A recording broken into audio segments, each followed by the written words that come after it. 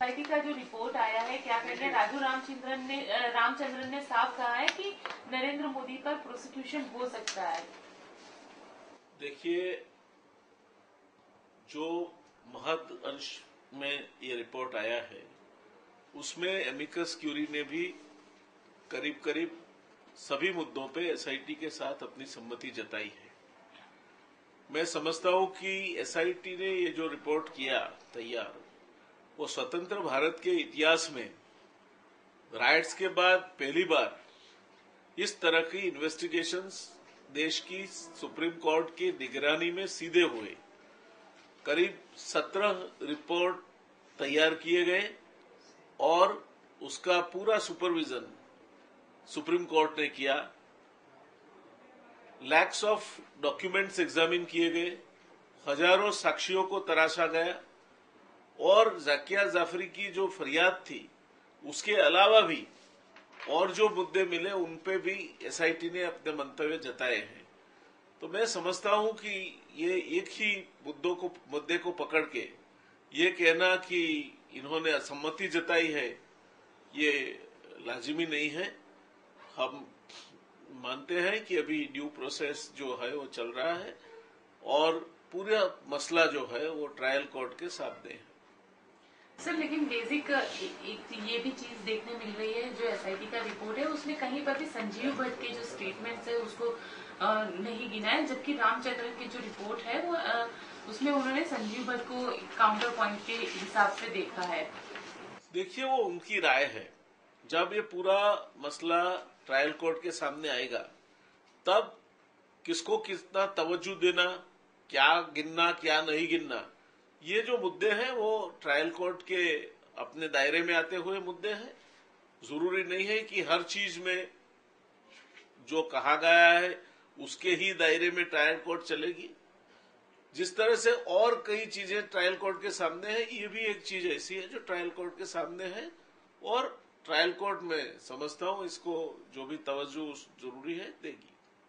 Sir, एक तीस्ता से हमारी जो बात हुई, तो तीस्ता इस पूरे जो एसआईटी की रिपोर्ट है उस पर प्रोटेस्ट पिटीशन अब फाइल करने की मूड में है।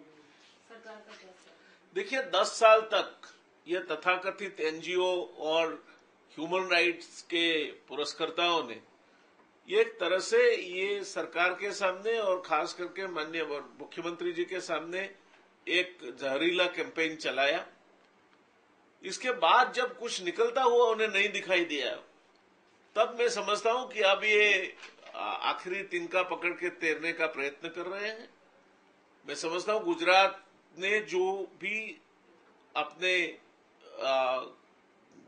ये 10 साल के कार्यकाल में प्रतीति कराई है कि किसी नात जात धर्म को नहीं मद्देनजर रखते हुए 6 करोड़ गुजरातियों के लिए समभाव की राजनीति, सद्भावना की राजनीति से ही राज्य की शासन व्यवस्था चलेगी और हम उसी तरह से ये शासन व्यवस्था चला रहे हैं।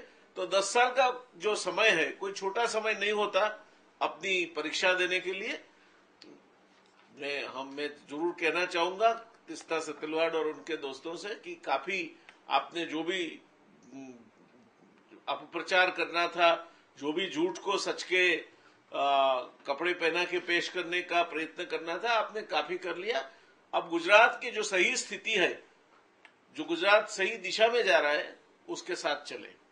देखिए, ये रिपोर्ट का एक पहलू ये भी है कि जहां तक 2002 में जो दंगे हुए, वो दंगों को काबू में लेने का सवाल था, जो अवलोकन एसआईटी ने अपने रिपोर्ट में किए हैं, उसी के साथ कोर्ट मित्र ने भी अपनी सम्मति जताई है और इसको मद्देनजर रखें तो कह सकते हैं कि गुजरात सरकार ने इसमें कहीं भी कोताही नहीं बरती।